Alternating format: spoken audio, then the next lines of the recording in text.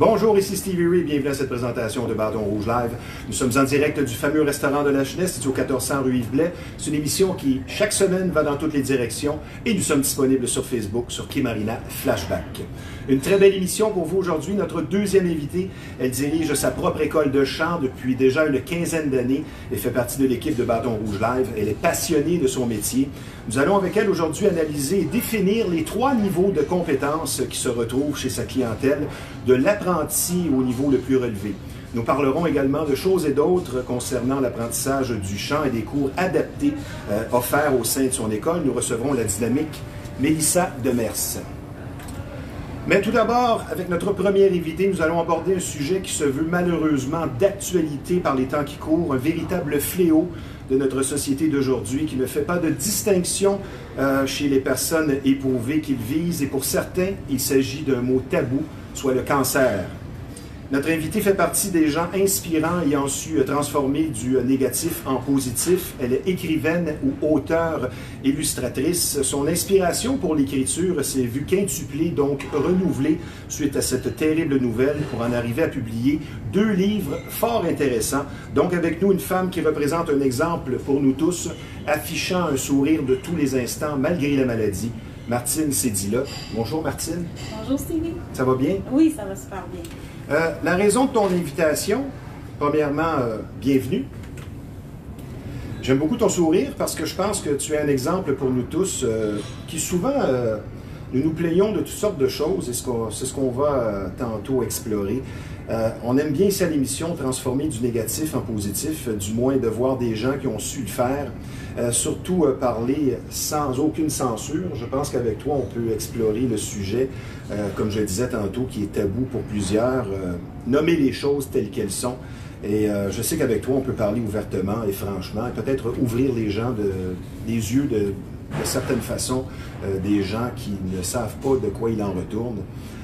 J'aimerais que tu me ramènes au 15 juillet 2019, au moment de l'annonce de ton diagnostic de cette journée. Tu es une personne souriante et pleine de vie, je crois, au quotidien. Mais j'aimerais que tu nous racontes cette journée qui a été triste pour toi et qui a été un tournant dans ta vie. Je crois que c'est le 15 juillet 2019. Oui, ça a commencé en mai parce que j'avais une bosse. J'ai eu une échographie et le système est que ça prend peut-être 6 à 8 semaines avant que tu saches qu'est-ce qui se passe. Ouais. Ça, je dirais que c'est le moment que j'appelle le brouillard. 6 à 8 semaines où là, tu navigues en eau trouble. Oui, que tu reçois une échographie, puis après ça, ça te dit il y a des masses. Et après ça, tu as une ponction. Puis là, tu attends le prélèvement, qu'est-ce qu'il va dire. Puis ça prend 2 mois. Puis ça, c'est si ça va bien, ça prend 2 mois. Fait que ce temps-là est comme un brouillard. Un 2 mois d'enfer. Oui, parce que tu n'as aucune idée. Mais c'est là où ça commence, le chemin de comment tu veux vivre les prochains instants. Es-tu en rémission présentement? Non. Parce que c'est un cancer de la thyroïde. On te l'a retiré. Et oui. C'est particulier, ce genre de cancer, tu m'expliquais. Bien, c'est que c'est un cancer qui est rare, mais de plus en plus, je commence à rencontrer des gens qui n'en ont. Oui. C'est un cancer rare, mais normalement, si tu fais tout enlever la thyroïde, bien, après 6 mois, ça se tasse, puis normalement, il n'y a pas grand-chose qui se passe, puis ça se classe assez vite. Mais dans mon cas, ça n'a pas été le cas. 2-3 mois après l'opération, j'ai eu une échographie, ça montrait une autre masse plus haute. Okay. J'ai eu l'ablation complète de la thyroïde et après ça, j'avais un kyste ruglos plus haut qui indiquait que est-ce qu'on l'enlève ou est-ce qu'on l'enlève pas. Ouais.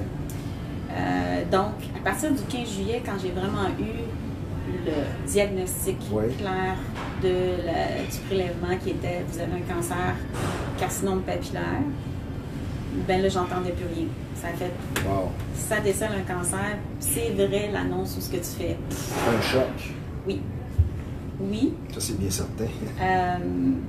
Fait que j'entendais plus rien. À ce moment-là, j'avais un conjoint et c'est lui qui prenait l'information.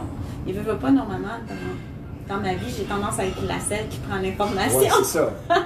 Fait qu'en partant, c'est ça. Parce que moi, je veux revenir là-dessus dans le sens que tu avais selon moi, un mode de vie sain.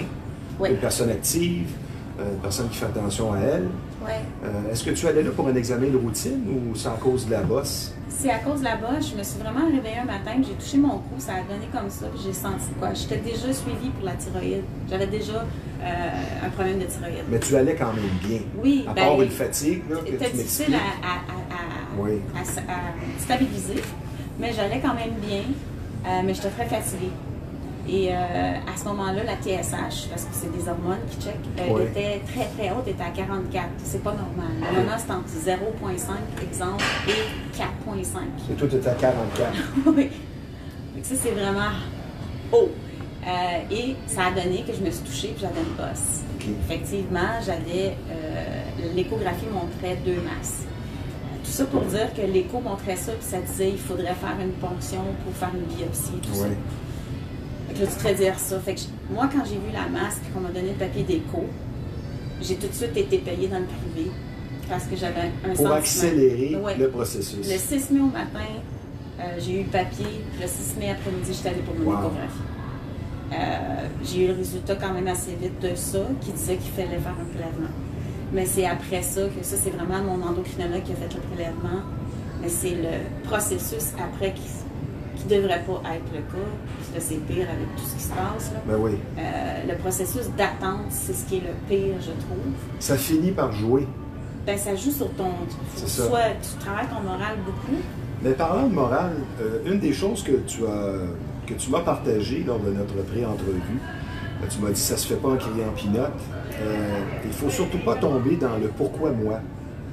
Ton attitude par rapport à la maladie, et dans ton cas c'est exemplaire, va faire toute la différence, peut-être même sur la rémission. Je vais avoir ton point de vue là-dessus.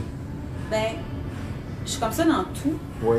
J'ai des enfants qui ont des besoins particuliers, qui ont le spectre de l'autisme. Ça n'a jamais été une question pour moi, pourquoi moi? Moi, je pense que la vie arrive. Le homme misère, homme malheur, c'est à éviter. Ben, ça donne quoi? Oh, oui, c'est ça. C'est qu'est-ce que ça t'apporte de savoir. Qu'est-ce que ça t'apporterait de savoir pourquoi c'est toi? Oh, oui, en partant, je vois pas le but. Ou en vouloir à la vie en général. Oui, parce que. Mais tu as le droit, à quelque part. Tu as tout le temps un moment où tu as une tristesse ou une colère, puis ne pas dire que ça existe ou de dire que, OK, là, tu vas guérir automatiquement.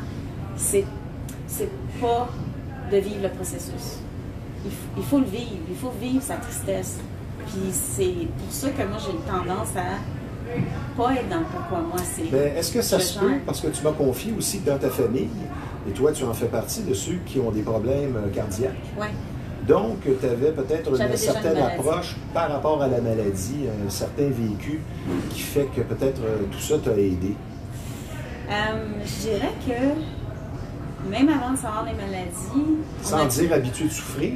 Non, mais je pense qu'on a toutes une personnalité X.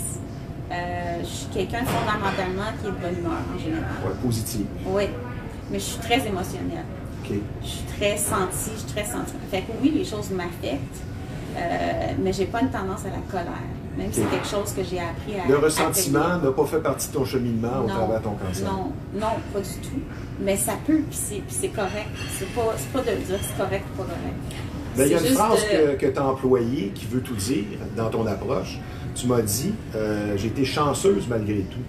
Oui. Fait que pour dire ça, c'est que tu n'es pas amère face à ça ou face à la vie. Non. Puis c'est peut-être là la clé. Oui, ben c'est de voir, ça revient un peu à l'émerveillement de quand tu vis des choses difficiles, que ce soit la maladie ou tout ça, tu réalises à quel point les petites choses sont les plus précieuses. Juste respirer, on est chanceux. Juste un beau soleil. Mais tu sais, quand tu te réveilles et tu as de la misère à respirer, tu cours, tu cherches, là, tu cherches à vivre. Là. Non, c'est ça. Et quand tu tombes dans des moments comme ça, oui, il y en a qui vont avoir une sentence de mort puis qui vont être grinchus et vont finir grinchus. Ça ne veut pas dire que tu es éliminé automatiquement parce que tu vis une épreuve. C'est pas le cas. Mais, veux pas, une épreuve te ramène à l'essentiel. Si tu me répondais en une phrase, on vit présentement une période où on a l'impression qu'il y a beaucoup de décès autour de nous à cause justement de cette maladie. Toi, ça te fait quoi? Est-ce que ça vient rajouter une inquiétude? Quoi, le fait qu'il y a beaucoup de décès à cause d'une maladie? Ben, là, dans la même semaine, on a deux trésors nationaux de la scène du hockey qui nous ont quittés à cause des cancers. Est-ce que toi, ça vient te chercher? Est-ce que ça joue sur ton moral un peu?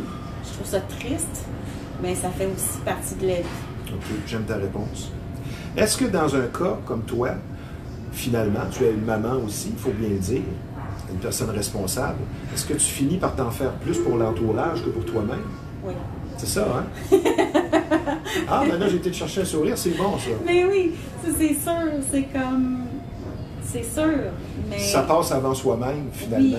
Oui, mais c'est interrelié. Ouais. Ce que tu sèmes alentour de toi t'apporte autant. Oui, parce que c'est ce que tu m'as dit, la clé, c'est semer l'amour autour de soi, qui est devenu finalement ta ligne de vie. Oui. Donner le plus possible, se tourner vers les autres. Oui. Et ça, j'ai bien aimé. Peu importe.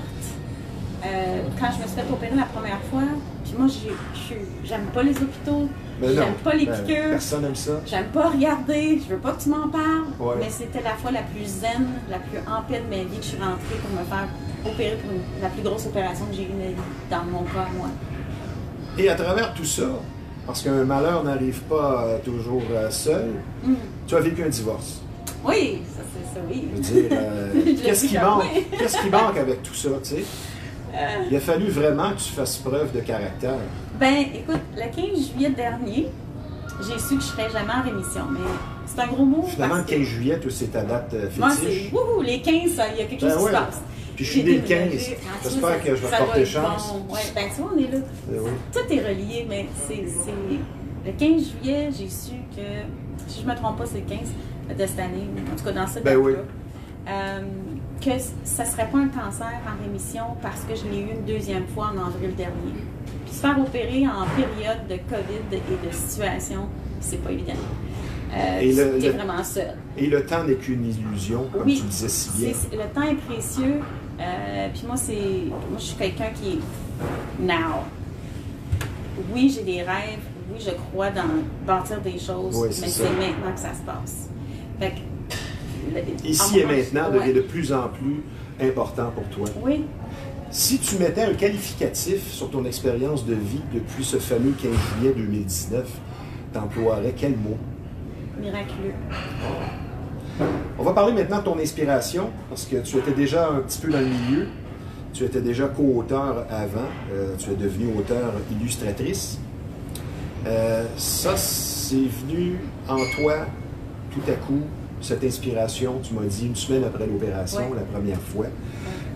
Donc, tu t'es mis à écrire la nuit, le processus qui est si souffrant pour nombre d'écrivains que j'ai interviewés. T'as les écrivains qui arrivent à être disciplinés 9 à 5, t'as ceux qui se lèvent en pleine nuit.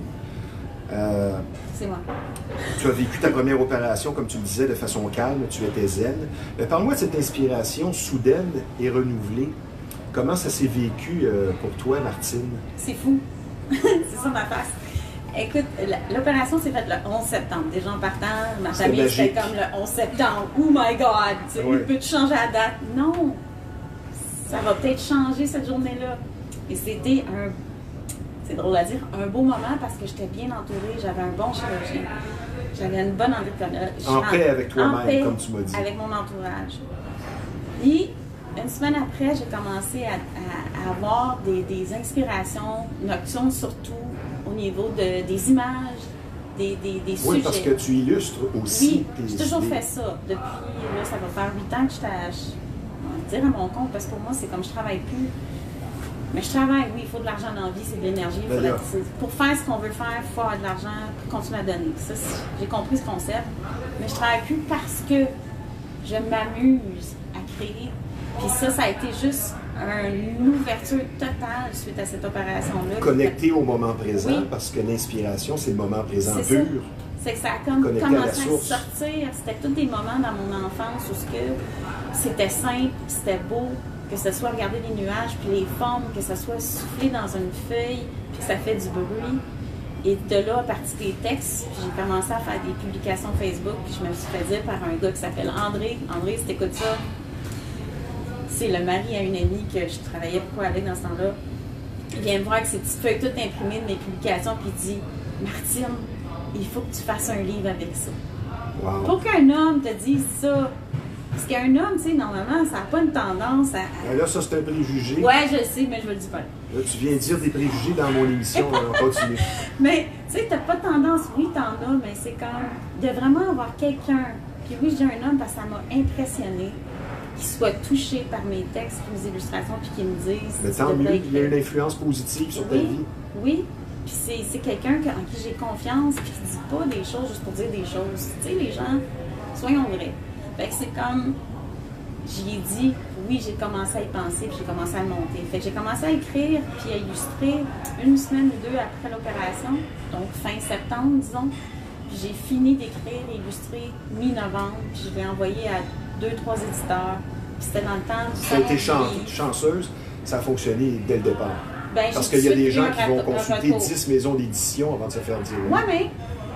Tu étais déjà dans le milieu. 3 ans avant, 3-4 ans avant, oui. J'ai fait le don d'offrir à Sylvain Guimond, un ami proche. Sylvain qui est déjà venu à l'émission, docteur en psychologie sportive du réseau des sports. C'est un amour. Puis il y avait un livre, une série de livres qu'il voulait commencer à faire, puis j'ai offert sur le coup de dire je vais t'aider, je vais le faire gratuitement. Ouais. Je vais faire ta couverture avec toi. Oui, c'est ça. Puis c'est à partir de là que j'ai connu la maison d'édition Un Monde Différent. Donc, 3 ans plus tard, 3-4 ans plus tard, je me fais opérer, j'écris un livre, puis là je connais Michel, puis j'y envoie à lui. Ouais. Puis j'y envoie à Biliveau Édition, mais tout le monde était dans le salon du livre. Puis je me suis dit, le premier qui me répond, c'est lui qui va le faire. Et ça a été là. Avant la pause, donc si on résume, le choix par rapport à nos émotions est très important. Et pour toi, l'écriture a été un exutoire, si je comprends bien. C'est une libération, c'est une thérapie. C'est vraiment une libération de thérapie. Donc, le premier bouquin, Un bonbon à savourer pour l'âme. Ouais. Et le deuxième, La vie n'est pas un long fleuve tranquille. Est-ce que tu parles de ta maladie là-dedans? Ou ce sont des histoires fictives? C'est des vraies histoires. Okay. C'est des anecdotes que j'ai vécues. Mais je fais un parallèle avec la pleine conscience. On va dire, pleine conscience, c'est un grand mot. L'étincelle divine. Avec revenir à la source. Oui. Comme tu le disais tantôt avant l'émission, et pendant l'émission, tu l'as mentionné aussi, s'attarder aux petites choses de la vie qui veulent dire beaucoup, qu'on a tendance à oublier parfois dans ce mode de vie 100 km/h de capitalisme dans lequel on vit. On va prendre une petite pause, ma chère Martine. Je trouve ça fort instructif. J'espère que ça va ouvrir les lanternes à plusieurs personnes. Je vous rappelle que vous regardez Bâton Rouge Live en direct du fameux restaurant de Lachenay. Nous sommes situés au 1400 rue Yves Blais. L'endroit est tout simplement imbattable quand on parle de bon repas. L'atmosphère est très chaleureuse ici. Il n'y a rien de mieux qu'un délicieux steak que à votre goût. Mais n'oubliez pas, le menu est complet. Il n'y a pas que la viande rouge au Bâton Rouge Lachenay. C'est un restaurant de choix, comme je vous le dis. C'est au 1400 rue Yves Blais. Et je vous donne le numéro de téléphone immédiatement pour les livraisons et les réservations dans le 450, c'est le 581-1888. Et je vous rappelle également que nous sommes présentement en conversation avec une femme faisant preuve de beaucoup de résilience et de courage face à la maladie, une auteure inspirée et inspirante, soit Martine Sédilotte. Parlons maintenant d'un partenaire fort important de l'équipe de Bâton Rouge Live, une entreprise responsable et sérieuse, spécialisée dans le dressage et l'entraînement de votre animal favori, soit J'aime ton chien.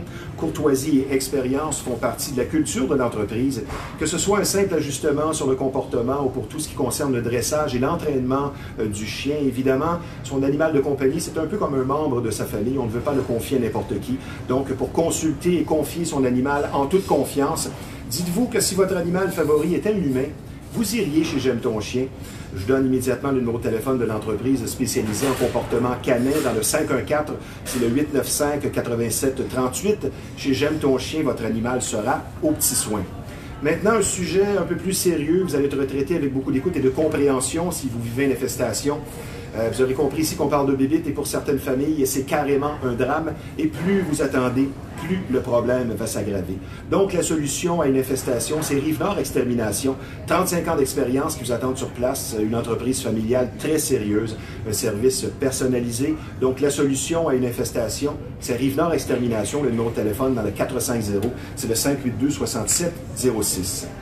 Martine, on a conclu la première partie en disant que l'écriture pour toi est un exutoire. Toi, tu as employé le mot libération. Je n'aime pas personnellement le terme cancéreux, cancéreuse. Je crois que c'est un peu une étiquette.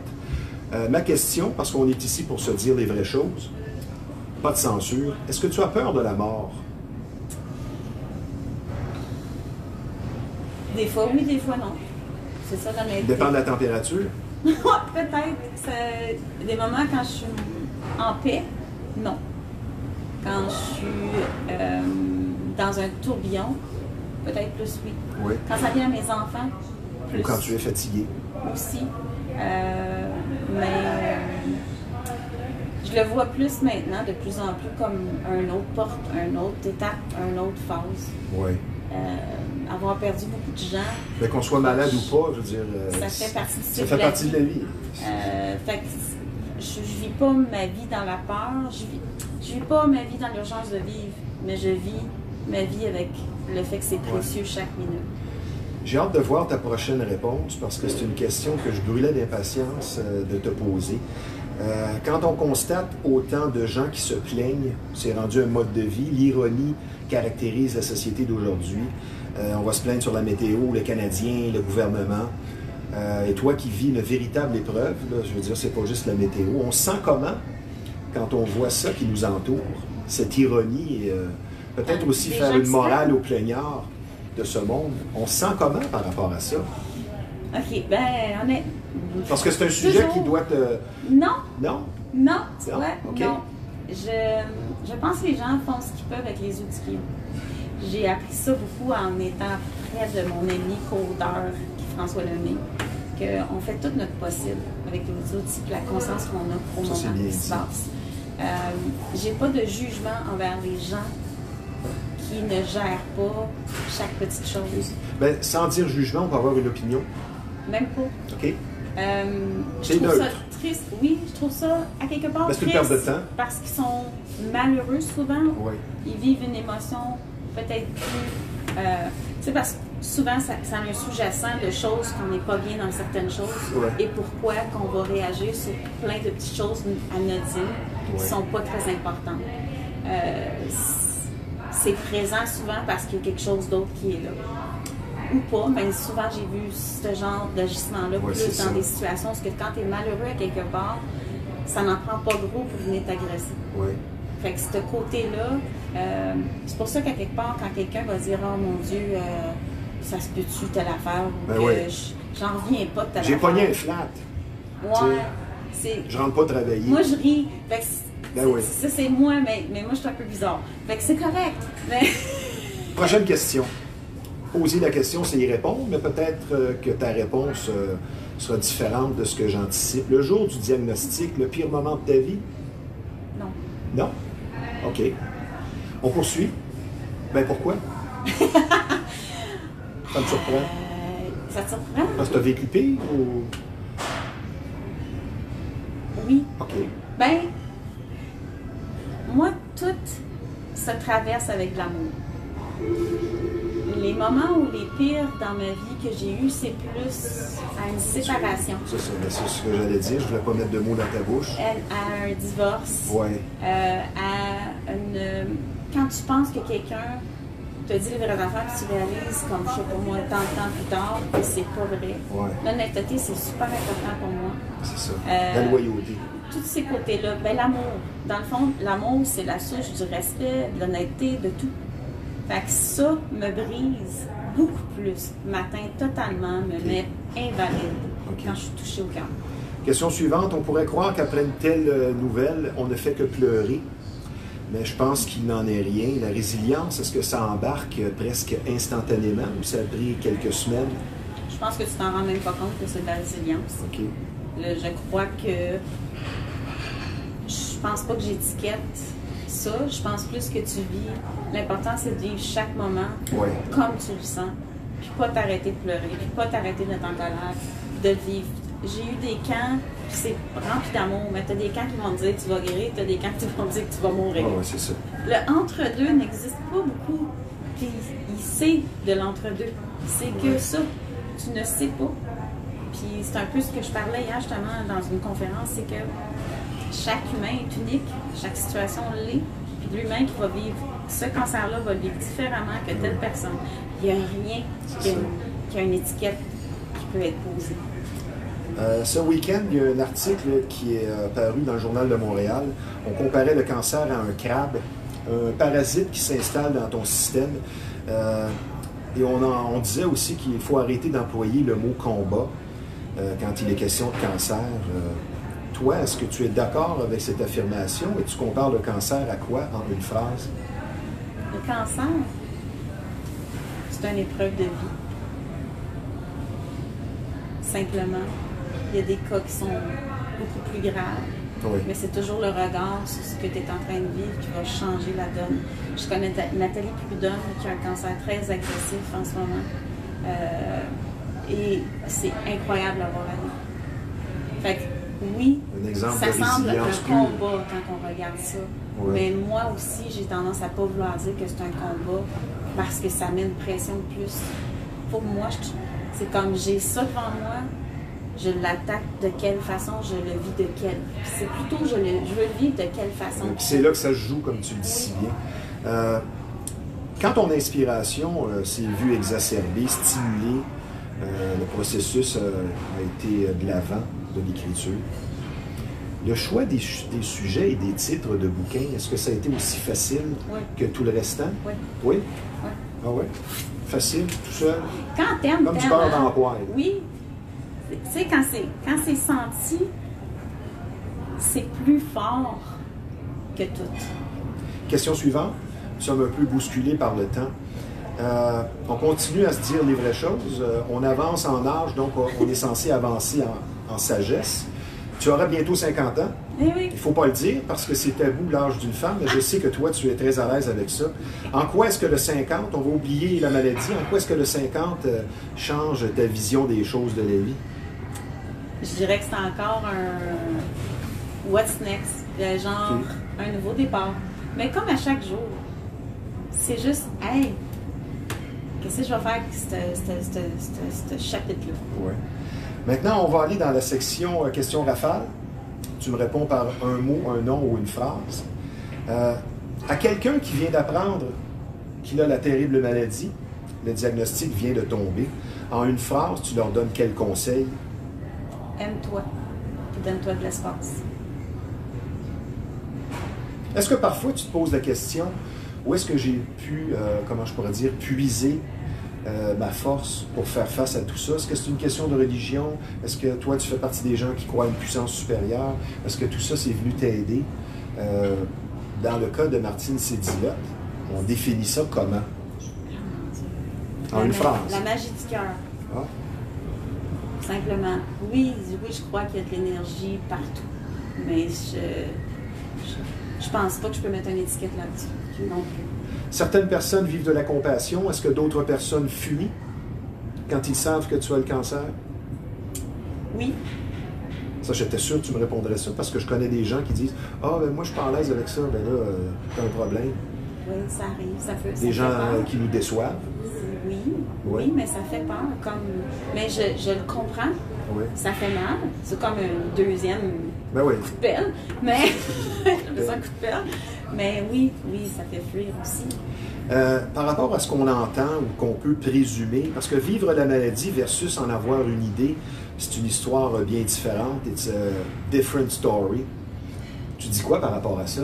Parce qu'avant d'avoir ce diagnostic-là, ben, tu as peut-être vécu, tu as connu des gens autour de toi qui avaient la maladie, et maintenant que tu l'as contracté, c'est quelque chose de différent. Tu nous dis quoi en une phrase par rapport à ça?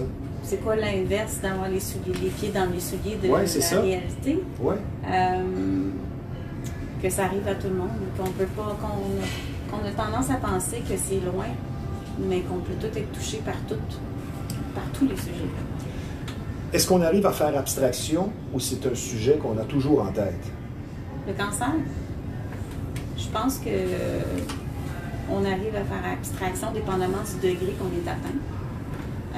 Quand tu files pas, tu files pas. Puis là, ça te rentre dedans. Je vais te lire un adage qu'on entend, qui est employé à toutes les sauces, avec lequel je ne suis pas d'accord, mais je veux savoir ton impression là-dessus. Le vieil adage qui dit « Ce qui ne nous tue pas nous rend plus forts ». Moi, je ne suis pas d'accord avec ça. Peut-être à une moindre mesure, oui, là. mais c'est pas vrai que si tu te fais amputer les 4 membres, tu es plus fort après, je regrette. Dans ton cas, tu analyses cette affirmation-là comment? Encore là, je trouve que c'est de... Généraliser? Oui, parce que tu peux vivre ça, puis pas le vivre bien tout court. Ça veut pas dire... Moi, j'ai bien de la misère avec le côté de mettre fort puis pas fort, en partant. Oui. Oui. Point. Point. Est-ce qu'on peut dire que vivre cette maladie, c'est un peu comme chez les AA, c'est un jour à la fois? Je pense que vivre la vie, c'est un jour à la fois. OK. Au final, ton bouquin a sauvé ton moral. Si le bouquin n'était pas là... J'avais déjà le moral. OK. J'avais déjà le moral. C'était juste que ça me faisait... J'étais déjà comme ça. Ça fait un bout que je vis comme ça. Puis quand l'inspiration est là, ça sort. Mais là, c'était... Il faut que je le partage. Il faut que je partage. C'était ça. En rétrospective de tout ce que tu as vécu jusqu'à présent, c'est quoi l'aspect le plus difficile à gérer? L'aspect, c'est mon énergie. La fatigue constante, comme tu me le disais. Oui. C'est d'accepter qu'on n'est peut-être pas capable aujourd'hui de faire tout ce qu'on faisait. Puis ça, je pense, c'est de ramener toujours à l'essentiel. Je respire aujourd'hui. Oui. Et l'amour. Concernant l'écriture, quel conseil tu donnes aux apprentis écrivains qui entament une certaine rédaction, mais qui voient le tout comme une montagne? Tu leur dis quoi? Amuse-toi. Lâche la montagne puis amuse-toi. C'est quoi la différence entre Martine avant et après toute cette épreuve? Y en a-tu une différence? Sûrement. Je dirais encore plus alignée, encore plus conduite par le cœur. Mais c'est un autre morceau dans mon baluchon. Est-ce que le mot espoir est devenu pour toi le mot le plus important? Ah ben tiens. Rêve, espoir. C'est bon ça. C'est toujours dans mes poches. J'avais bien deviné. Oui. C'est quoi cette pierre-là? Je sais pas, je pense que c'est une... je vais te revenir, mais je pense que c'est une obsidienne. Tu me diras... Elle est bleue, en tout cas. Tu le sais calmement. On va terminer maintenant. Est-ce que l'inspiration persiste? Tu as un bouquin en chantier? Oui, un troisième qui va être édité par Béliveau Éditions. Okay. Et c'est des gens connus et pas connus. C'est la diversité. Des gens que tu as interviewés? Oui, que j'écris l'anecdote, okay. J'illustre. 65 personnes environ. Il y a de Marcel Leboeuf à ma mère. Donc, c'est bien ça. Donc, on peut se procurer tes bouquins dans les bonnes librairies. Oui. Aux éditions. Là, le premier, tout va être remanipulé, mais le premier, en ce moment, c'est un monde différent. Le deuxième, c'est sur Amazon. Mais tout peut être sur Amazon comme bibliothèque. Le premier, il est en bibliothèque. Ouais. Je veux te remercier de ta présence à l'émission. Comme je le disais, je me répète, on aime les gens qui ont une influence positive sur l'entourage.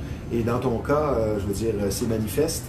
Des gens aussi qui ont su transformer du négatif en positif. Ta détermination, ta résilience font de toi un exemple, spécialement pour les plaignards de ce monde. C'est une expression que j'aime bien employer. Je te souhaite une santé améliorée pour les mois et les années à venir. Je te trouve très sympathique comme personne et je le répète, tu es inspirée, mais surtout inspirante. Merci d'avoir été des nôtres, Martine. On va garder contact. Et peut-être que tu pourrais revenir lors de la parution de ton troisième bouquin. Ça me fait plaisir. Merci Martine. Et comme on fonctionne une journée à la fois, je te souhaite une bonne fin de journée. Oui, bonne journée à toi. Bonne journée à tout le monde. Maintenant, vous êtes amateur de chasse et de pêche, l'endroit pour vous, c'est Performance Chasse et Pêche, une entreprise qui porte bien son nom, beaucoup d'expérience qui vous attendent sur place, puisque ce très beau magasin existe déjà depuis un quart de siècle, une bonne réputation. C'est tout simplement le numéro 1 de la Rive-Nord quand on parle de chasse et de pêche. Et pour des conseils, des bas prix, je vous recommande d'aller voir François, un chic type, le propriétaire et gérant, qui est toujours sur place, 6 jours par semaine. Donc, Performance Chasse et Pêche, c'est situé au 303 Notre-Dame à Repentigny. Performance Chasse et Pêche, là où la passion se vit à chaque saison. Parlons maintenant de mieux-être, puisque c'est ce que vous offre notre partenaire Happy Buddha, le Centre du Bonheur, pour une super gamme de soins pour le corps et l'esprit et pour optimiser et refaire ses énergies. On s'occupe de vous notamment avec ce qu'on appelle les soins formation Access Bar pour le déblocage énergétique et le drainage lympho-énergétique. Donc, faites-vous une faveur, Happy Buddha, le Centre du Bonheur, pour s'offrir une vie meilleure et pour faire le plein d'énergie complet, un ressourcement parfait. C'est une très belle expérience que je vous recommande. Donc, Happy Buddha, le Centre du Bonheur pour les meilleurs soins énergétiques, un endroit magique. Le numéro de téléphone dans le 514, c'est le 217 54 75. Maintenant, autour de notre deuxième invité, sa chronique d'aujourd'hui visera à définir les 3 niveaux que l'on rencontre chez les élèves de son école de chant, soit débutant, intermédiaire et avancé, ou si vous préférez, professionnel. Cette école est reconnue pour présenter un enseignement plaisant et compétent. Nous aborderons également un obstacle que l'on retrouve parfois chez les débutants, soit la timidité, et expliquer comment ne pas s'en faire et la contrer. Voici donc avec nous une professeure de chant dynamique et sympathique, Mélissa Demers. Bonjour Mélissa. Bonjour. Ça va bien? Oui, merci. Malgré la pluie? Oui, ça frise un peu plus dans ce temps-là. Le printemps s'allonge, ou on peut dire l'hiver s'allonge. Je pense qu'on commence à en avoir soupé. Mais les oiseaux chantent. Ah, ben j'aime ta réflexion. Quand les oiseaux chantent, ça veut dire que les élèves ont plus le goût de chanter. Ben, j'ai justement pensé à ça ce matin, parce que derrière chez moi, il y a des arbres gigantesques. Donc, je suis exposé à plusieurs sortes d'oiseaux. Et ce matin, c'était un concert particulièrement agréable, vers 6-7 heures. Évidemment, on va définir, comme on l'a dit, les 3 niveaux de compétences qu'on retrouve dans une école de chant. Mais la première rencontre, pour justement définir les besoins et tout ça, ça se passe comment quand les gens arrivent et vont consulter Mélissa Demers? Ben, je dirais que c'est toujours un pourcentage de la personnalité que je vais avoir cette journée-là. Il y a comme un... Et d'autres personnes qui fonctionnent au jour le jour? Il y a des gens, il y a des gens qui vont se livrer assez bien, puis d'autres, je vais voir qu'il y a une réserve, puis je vais attendre à l'autre cours pour voir vraiment... Ben avec le temps, tu deviens psychologue un peu, puis tu observes. Le non-verbal aussi doit en dire beaucoup. Vraiment, surtout pour les jeunes, mais des fois, des tout jeunes vont arriver, puis je m'attends à ce que ça va être facile parce que, bon, les jeunes ont plus de facilité, des fois, à se livrer, puis finalement, il y a un blocage. Des fois, ils ont l'air pas intéressés, alors qu'ils ressortent du cours, puis ils regardent leur mère, puis ils font « Là, je suis ils ont aimé le cours. » Mais des fois, c'est la gêne, l'espèce de barrière qui se mettent, puis finalement, ça se passe tout dans leur tête, puis moi, j'ai pas accès.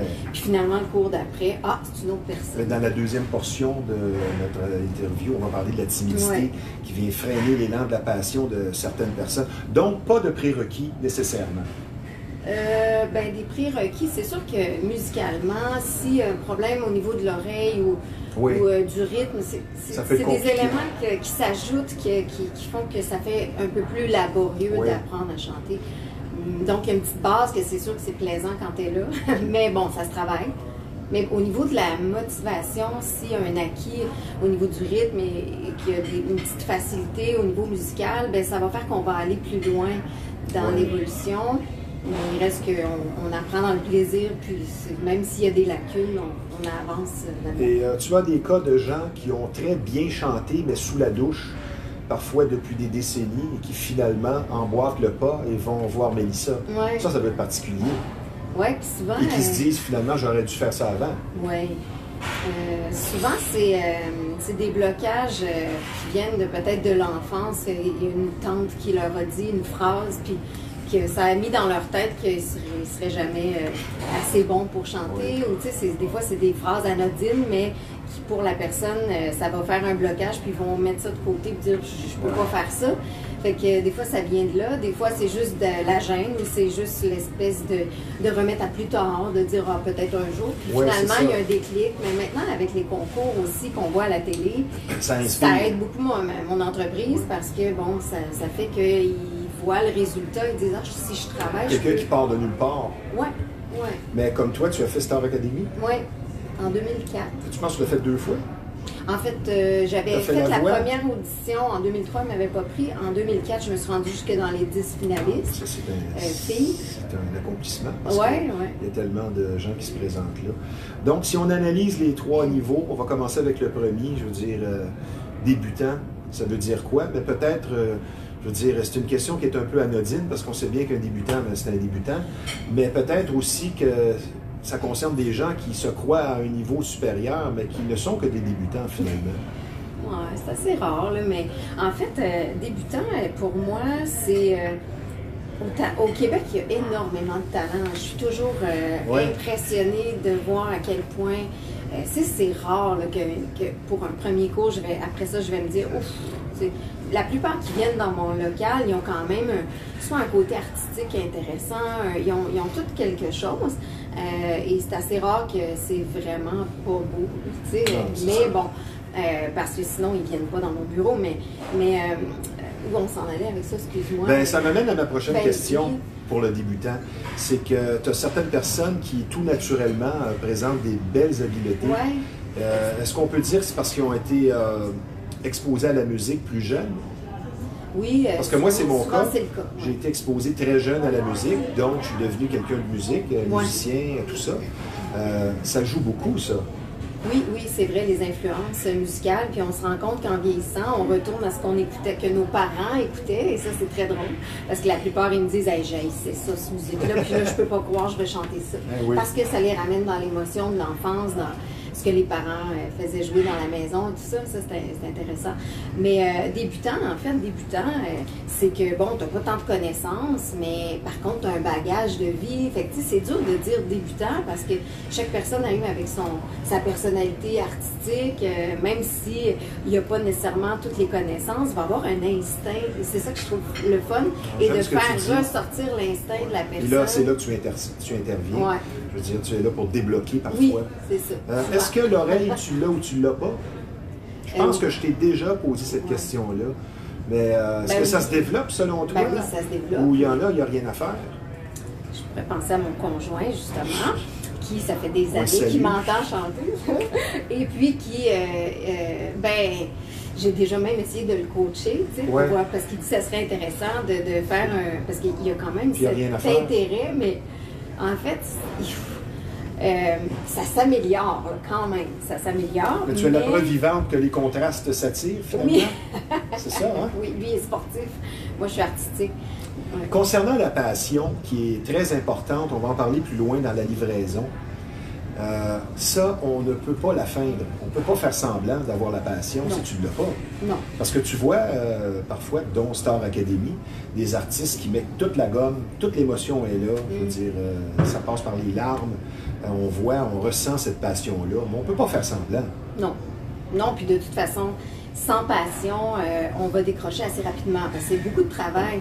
Souvent, les débutants, justement, qui arrivent dans mon bureau et qui n'ont pas du tout la conscience de ça va être quoi finalement. On ouvre la porte, là, puis on dit, je sais pas qu'est-ce qu'il va y avoir l'autre bord. En fait, c'est toute l'évolution, la technique vocale, oui, mais tous les blocages et le côté psychologique qui rentre en ligne de compte, c'est infini. Et j'en ai une, entre autres, à qui je pense, ça fait 10 ans qu'elle est avec moi.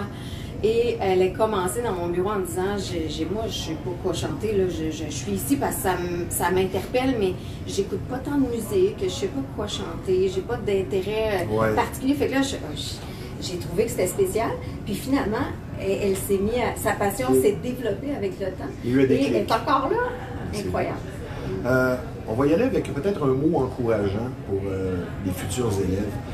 Ce n'est pas qu'une question de talent et de passion, c'est beaucoup une question de travail aussi. Oui. Si tu as la passion, tant mieux, ça va t'amener à travailler. Mais je veux dire, pour quelqu'un qui se sent limité dans son talent, je veux dire, avec une bonne dose de travail, tu vas arriver, on voit ça notamment dans le sport professionnel, tu vas arriver à des résultats parfois très surprenants. Très surprenants. Et souvent, tu en as vu des exemples de ça. Des gens qui ont moins de talent, mais qui performent mieux que l'autre peut-être talentueux, ça lui sort par les oreilles. Ouais. C'est ça, il est paresseux. Oui, c'est souvent ça, en fait. Et c'est souvent ce que je leur dis. T'es travaillante, donc on va y arriver. Mais si tu travailles pas, je te cacherai pas que... Bon, fait que souvent, je suis très honnête. C'est ça. Oui, mais le travail fait partie. En fait, quand on chante, c'est 300 muscles qui travaillent. Donc, si on les entretient 300? pas... Oui. Et, moi qui pensais qu'on avait seulement les biceps, les pectoraux, puis non, mais 300, wow. Oui. Et si on les entretient pas, on n'installe pas quelque chose à long terme, et souvent, donc comme s'entraîner, comme Et c'est certain que ça ne tombe pas du ciel. Il faut vraiment qu'on le fasse. Donc, il faut l'avoir dans le corps, il faut l'essayer. Et c'est souvent ce qui est le blocage pour se mettre à travailler, c'est qu'on a l'impression que ça ne sera pas beau, puis on procrastine un peu, on dit « je le ferai pas ». Puis à un moment donné, de plus en plus dans mon enseignement, je le ramène, tu sais, je dis, ben là, combien de fois tu l'as fait? Tu sais, si tu espères un résultat, ça ne tombera pas du ciel. Il faut non, que vraiment, combien de fois tu l'as fait depuis qu'on s'est vu il y a 2 semaines? Là, ils font... c'est ça. Alors, ben voilà. Puis là, je leur dis, ben essaye-le 2 semaines de temps, tous les jours, fais 15 minutes. C'est pas si pire, 15 minutes de vocalise et tu vas voir que déjà, tu vas être encouragé. Qu'est-ce que tu nous dis maintenant sur le niveau intermédiaire qui est entre 2 zones? Ben, dans le fond, qu'est-ce qui définit l'intermédiaire qui n'est pas encore au niveau avancé, mais qui n'est plus un débutant? Bien, souvent, l'intermédiaire va avoir chanté énormément de lui-même, va avoir fait des vidéos personnelles, surtout les ados, là, en ce moment, ils arrivent, ils ont déjà des chaînes YouTube. Je suis comme, wow, ils ont fait ça tout par eux-mêmes. Fait que la passion, ils peuvent la vivre en communiquant déjà leurs résultats. Fait que ça, c'est nouveau, mais le fait qu'ils ont chanté beaucoup va faire qu'ils ont un bagage, ils ont des muscles déjà. On sent tu les identifies rapidement. Oui, ça paraît. Comme par rapport à quelqu'un qui commence vraiment puis qui n'a pas vraiment chanté encore. C'est ça. Donc après ça, ben moi j'aime ça parce qu'il y a déjà une passion d'installer. On va plus loin, il y a déjà un intérêt c'est comme s'ils en mangent. C'est tout à coup, ils ont des réponses à tout ce qu'ils ont fait par eux-mêmes.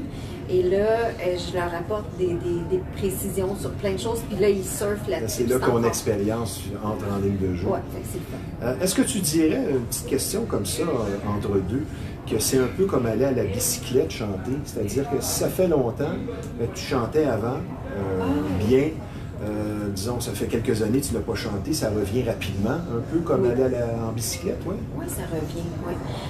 Même moi, je pourrais dire, avec la pandémie, moi, d'habitude, je chante avec un trio. Toutes les semaines, on a des pratiques de 3 heures, 4 heures, puis là, pendant la pandémie, on ne se rejoignait pas trois ensemble, donc on a comme mis ça sur la glace. Et je trouvais que ma voix n'était pas aussi en forme. Fait que c'est vraiment, même si ça fait des années que je fais ça et que j'enseigne tous les jours, bien, ça fait qu'il y a le petit côté performance à long terme. C'est comme quelqu'un qui ferait un marathon, tout à coup, va être beaucoup plus en forme que s'il fait juste du jogging ici et là. Donc c'est vraiment, il y a un niveau qu'on va chercher en ayant plus d'heures. As-tu terminé sur le niveau intermédiaire? Oui. Si on y va maintenant avec l'aspect avancé, qu'on peut aussi qualifier de professionnel. J'ai une question pour toi. Qu'est-ce que le niveau avancé va aller chercher à l'école de chant Mélissa Demers? Un ajustement probablement, mais généralement, qu'est-ce que le niveau avancé recherche? C'est drôle, hein, mais souvent je vais faire... Des conseils?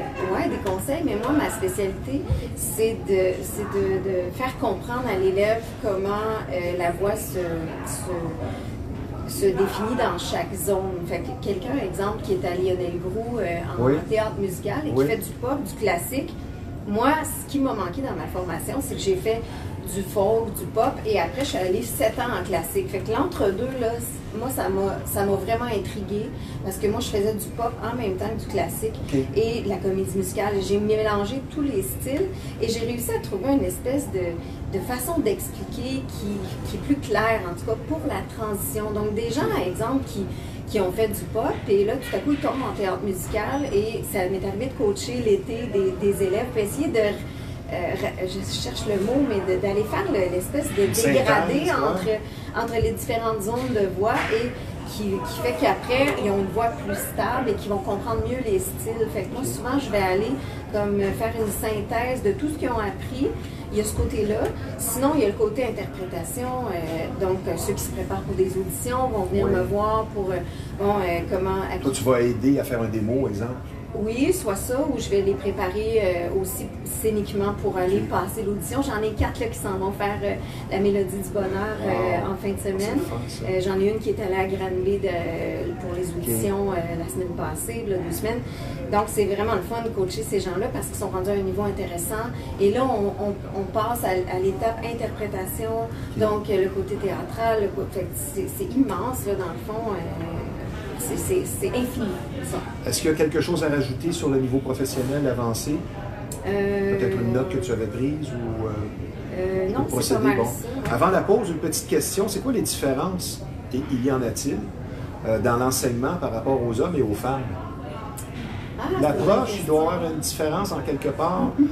Je suis bien certain de ça. Premièrement, j'ai moins d'hommes qui viennent chanter. Moins courageux. Quand même plus qu'avant. Moins courageux. Moins courageux, ouais, c'est peut-être... les jeunes, c'est moins pire. Maintenant, j'en ai un petit peu plus. Mais les adultes, ouais, c'est de dire je m'en vais prendre un cours de chant, c'est peut-être moins accessible, je sais pas. Mais de plus en plus, ça change. Et l'approche, ben moi, je mets beaucoup d'humour. Je vois pas tant de différence là, dans mon approche. C'est sûr que des fois, il va y avoir une barricade un peu plus solide là, à traverser, disons, émotionnellement. On va pouvoir en parler plus loin de la timidité. On va prendre une petite pause. Bien intéressant. Je vous rappelle que vous regardez Bâton Rouge Live en direct du fameux restaurant de la Chenette. Nous sommes situés au 1400 rue Yves Blais. Et je vous rappelle que cette chronique est une gracieuseté de l'école de chant Mélissa Demers, qui est présentement avec nous pour analyser les cours adaptés qui y sont offerts. On va poursuivre dans le même sujet. Justement, on va parler de cette école de chant qui sort de l'ordinaire, établie déjà depuis près de 15 ans. La passion de la chanson vous habite et vous vous préparez en vue d'une audition ou simplement vous chantez sous la douche et voudriez parfaire votre talent. Peu importe votre niveau, vous désirez chanter tout en vous améliorant. L'école de chant Mélissa Demers vous offre un enseignement plaisant et compétent. Vous serez bien accompagné et guidé pour arriver à mieux chanter. Les cours seront adaptés à vos besoins pour le débutant, l'intermédiaire ou le niveau avancé, comme on vient de le mentionner. Les services offerts sont complets et multiples. Améliorer sa voix, ce n'est pas une question d'âge, c'est un choix et un point très important. Ne laissez surtout pas la timidité l'emporter, osez et vous chanterez. Donc, Mélissa Demers, une école de chant où l'enseignement est plaisant et compétent. Le numéro de téléphone dans le 514, c'est le 916 59 89. Un mot maintenant sur Samoto, un garage dont la réputation n'est plus à refaire. C'est situé au 133 Notre-Dame à Repentigny. La confiance règne, le travail est bien fait, c'est le respect du client qui est très important chez Samoto. De longues années d'expérience et de longues explications vous attendent sur place. On ne va pas vous changer les morceaux pour rien. Moi, j'aime bien dire chaque semaine que ce sont les tops de la mécanique plutôt et du débosselage. Donc, Samoto, c'est situé au 133 Notre-Dame à Repentigny. On va parler de la timidité. On va essayer de faire un petit peu de psychologie 101. J'ai donné une définition à la timidité, c'est se restreindre, la difficulté à s'affirmer, travailler sur soi donc s'impose, parce qu'il y a une part de ça que tu vis. Tu vois des élèves qui, au début de la session, ne sont peut-être plus les mêmes personnes exactement à la fin. Même, je dirais, au début du cours et à la fin du cours. C'est ça, oui. Certains ont une personnalité moins flamboyante. C'est une question, on a eu une éducation restrictive. Et comme on le dit dans le slogan, « Osez et vous chanterez ». Qu'est-ce que tu me dis sur la timidité qui, parfois, malgré le talent qui sort par les oreilles des gens, viennent contrecarrer leurs élans? Oui, souvent. Parce que là, toi, tu en as vu quelques-uns. Oui, ça fait plusieurs. En fait, la timidité, souvent, c'est les meilleurs. C'est souvent ceux qui sont très timides. Des fois, je leur dis, hey, t'as tout le let's go. Parce que, dans le fond, ils se privent, mais c'est ceux souvent qui ont le plus de talent. Alors que ceux qui ont peut-être moins de talent vont foncer puis vont se donner plus. C'est étrange. Et là, il faut travailler de toutes sortes de stratégies. On va revenir aux stratégies. Est-ce que tu associes timidité à humilité? Parce que tu me dis que ce sont parfois les plus talentueux, donc ils n'ont pas la tête enflée. Ils ont une dose d'humilité qui fait qu'ils sont timides. Oui, ils ont un petit côté artistique. Parce qu'il y a une différence entre la gêne, où tu es vraiment gêné dans ce que tu fais, et la timidité qui est peut-être plus un retrait. Oui, c'est souvent un type de personne qui va avoir une identité vocale spéciale aussi, qui va avoir des fois des voix un petit peu plus renfrognées, que j'appelle, c'est comme un peu mâchouillé comme ça. La peur du jugement? Oui, peut-être, mais ça fait des voix intéressantes qui ont vraiment qui ne laissent pas indifférent en fait. Alors, c'est le fun parce que c'est un beau terrain de jeu pour moi. Ça fait que quand on débloque c'est la richesse est en dessous. Puis moi, c'est ma force, c'est que j'entends à l'avance, j'entends où on va s'en aller en fait. J'entends une voix, Puis je comprends pourquoi il y a des choses qui sont bloquées ou tout ça, et j'entends ce que ça va donner après. Alors, quand il me le donne, c'est toujours ça, c'est ma paye, t'as fait ma journée. Wow. Exemple, une voix qui n'a jamais vibré, puis tout à coup, une journée, ça se met à vibrer. Ça débloque. Oui. Donc, ça, c'est ma passion, c'est le côté, tu sais, comment je vais m'y prendre pour que j'appelle ça le miel, là, que le miel ressorte de chaque voix, qu'on aille chercher la qualité du son. Le miel qu'on ingère avant les sessions, parce que c'est ce qui est recommandé, je crois. Aussi, oui. Donc, tu es d'accord avec ça que la timidité est l'obstacle numéro 1 rencontré? Timidité, anxiété, de plus en plus, j'ai des gens que ça revient beaucoup, surtout après la pandémie, mais mon approche, puis je dirais aussi le côté... j'appelle ça balle de ping-pong, c'est que l'élève va dans tous les sens, pas de la misère à se centrer, être dans le moment présent, respirer bas, tout ça. Ça, c'est de plus en plus dans ce que j'enseigne. Je trouve que ça revient beaucoup, espèce de... T'es où, là? T'es où? Tu penses à quoi? T'es-tu capable de penser à une seule chose en ce moment? Puis là, je vois les yeux qui partent, puis ils ont de la misère. Tu fais que le côté, je cherche le mot, mais hyperactif. Bien, côté anecdote, étant donné qu'il y a des gens qui sont timides, peut-être que certains sont arrivés un petit peu en boisson pour se donner un push. Ils arrivent en auto, j'espère que non. Mais en fait... As-tu eu des anecdotes que tu as eu des gens qui sont arrivés... il y en a qui ont chaud. OK. Mais ils ne sont pas chauds, mais ils ont chaud. Okay. C'est déjà arrivé qu'ils fassent comme... Dans tes stratégies, peux-tu m'en nommer une ou deux? Bien, j'utilise... je fais circuler le corps beaucoup. Moi, j'essaye, je les fais marcher. Des fois, je regarde, là, puis là, je dis... Hey, t'as l'air alarmé en ce moment. Puis là, ils partent à rire, tu sais, parce que là, ils se rendent compte qu'ils sont raides. Wow. Fait que là, des fois, je dis, ben marche à partir de là. J'utilise les ballons d'exercice. Je les fais coucher là-dessus. Des fois, je les fais coucher à terre. Il y a une certaine détente. Oui, pour que le corps lâche. Ça me fait penser à Mel Gibson, qui est réalisateur également, n'est pas qu'acteur. Et quand il se retrouve avec des jeunes acteurs et qu'ils sont coincés, il fait porter des masques de clown à tout le monde pour détendre l'atmosphère. Une autre stratégie que tu voudrais nous révéler, parfois, avant que je te pose la prochaine question? Bien, parfois, je vais tout simplement chanter avec eux, faire des harmonies. OK. Utiliser un instrument qui va faire qu'ils vont comme... c'est comme ça devient une trame sonore par rapport à un instrument, un musicien qui joue avec toi. C'est très différent. C'est que souvent, on va comme...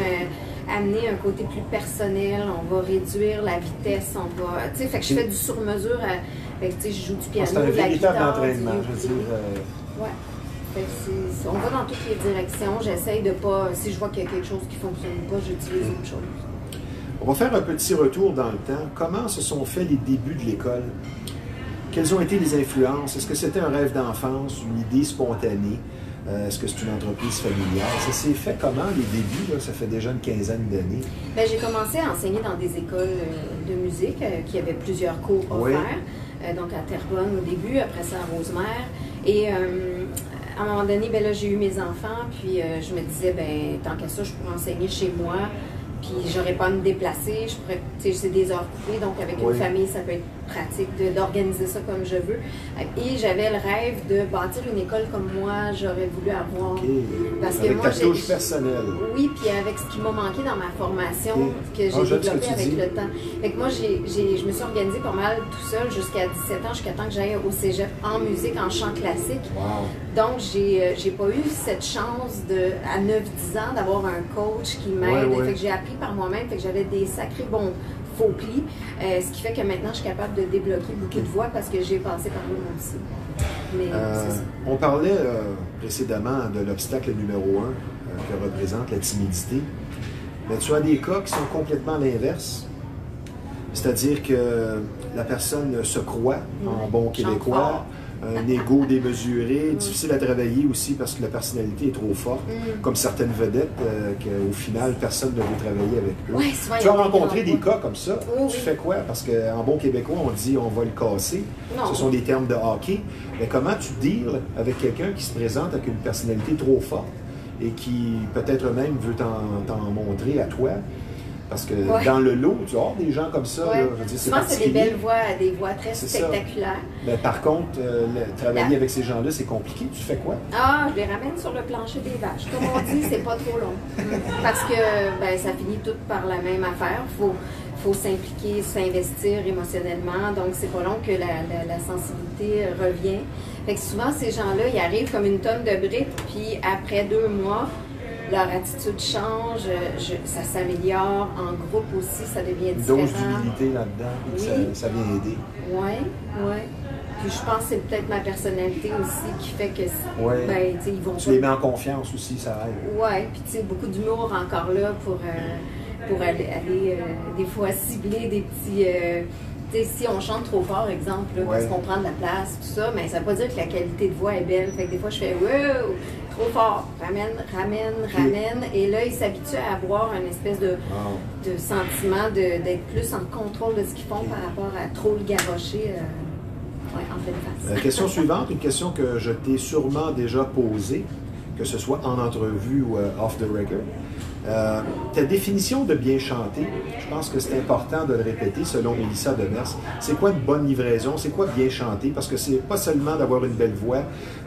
Oui, c'est la passion, une belle mélodie. Ça aide d'interpréter un succès. C'est sûr, d'avoir une voix particulière, la mimique, la gestuelle. Pas trop en mettre, mais selon Mélissa Demers, quels sont les points les plus importants pour dire qu'on chante bien? C'est une très belle question. En fait, en premier, c'est d'être vrai et de laisser transparaître ce qu'on veut, mettons, par une chanson. Si on ne rentre pas vraiment dedans, même si tout est beau techniquement, tout a été placé, des fois je dis, il manque ton cœur. Oh wow! Alors là, quand ils rajoutent le « Ah oui, c'est à qui chante », et là, souvent l'émotion remonte, parce que souvent c'est une barricade, puis là, on vient de l'enlever, puis c'est épeurant. Fait qu'il y a aussi ça que j'ai la chance de voir, parce que je trouve que c'est des petits bijoux, c'est juste moi qui vois ça, des fois. T'sais, des fois, ils me disent des choses, puis ils disent à personne. T'sais. Est-ce que c'est plus difficile pour quelqu'un qui a naturellement la voix très rauque ou très aiguë de bien chanter? Moi, j'adore les voix rauques parce que ça va souvent avec un Style bagage. Éric Lapointe, là, ou ACDC. Ouais. Hey, des fois, j'en ai déjà coaché qui faisait du death metal. Là. Après ça, je sortais de mon local, j'étais comme, les oreilles. Mais je trouve ça fascinant parce que c'est une dose d'énergie. Tu peux pas chanter ça à moitié. Là. Moi, je trouve ça fabuleux. En même temps, c'est pas ma spécialité, je dirais, mais je suis quand même capable de les coacher. Mais sinon, quelqu'un qui chante très, très aigu, souvent, ça peut sembler agressant. C'est toujours, tu sais, c'est pas parce que tu chantes fort que c'est trop fort. Des fois, c'est fort, mais c'est très bien connecté, donc ça n'a pas l'air, je dis ça pète pas les oreilles. Mais quand c'est pas bien, c'est trop pointu ou pas à la bonne place, là, ça peut devenir agressant. Fait que souvent, on va travailler à ramener le corps, ramener la voix dans le corps. Mélissa, le temps est écoulé. Dernière question, tu me réponds par une phrase. Un cas comme Ginette Renaud, qui chante bien et fort, est-ce que ça, c'est parce qu'on est génétiquement favorisé ou ça peut se développer? En une phrase. J'utilise souvent Ginette en plus dans mes cours parce que c'est la générosité même. Ouais. Fait que je pense que quand tu as une personnalité comme ça... Ça va aider. Oui. Okay. Oui. Tu as un spectacle à venir? Oui. J'aimerais, en bon québécois, qu'on le plug avant de terminer. C'est quand et c'est où? Ce sera le 22 mai, mon concert d'élèves à la petite église à Saint-Eustache, avec des musiciens. On va être 25 sur scène, 28 avec les musiciens. Wow! Peut-être avec des masques, j'espère que non. Mais oui, on sera prêt. C'est la boîte à chansons, le thème. Donc, ça va être vraiment chansonnier, toutes sortes de chansons populaires que les gens connaissent. Ouais. Merci. Très belle chronique. Je suis très heureux de t'avoir avec nous. Je te souhaite une belle fin de session et j'espère aussi que tout ça a éclairé les gens qui se posaient des questions ou qui n'osent aller vers leur passion. Je pense qu'on a peut-être débloqué certains sujets. Je te souhaite un très beau spectacle et que le succès se poursuive. Et à une prochaine rencontre. Tu peux rester avec moi, on a presque terminé. Je vous parle maintenant d'un centre d'imagerie particulier, soit Pixel, que l'on surnomme et pour cause l'incontournable. Quand on parle d'imprimerie, de graphisme, c'est tout simplement le numéro 1 de la Rive-Nord. Pas tellement difficile à trouver. C'est situé en face de l'ancienne marina de Repentigny, au 351 Notre-Dame, à Repentigny, justement. Un service varié très professionnel qui vous attend. Le numéro de téléphone dans le 450, c'est le 654-9944. Donc, un centre d'imagerie tout simplement particulier, Pixel l'incontournable, le numéro 1 de la Rive-Nord. Et merci également à Classic Gym qui est situé aux 2 places Yvon Plourde à Charlemagne. Sur ce, merci à nos 2 invités. Mélissa, merci, ce fut très intéressant. Ici Stevie Ray, à la semaine prochaine.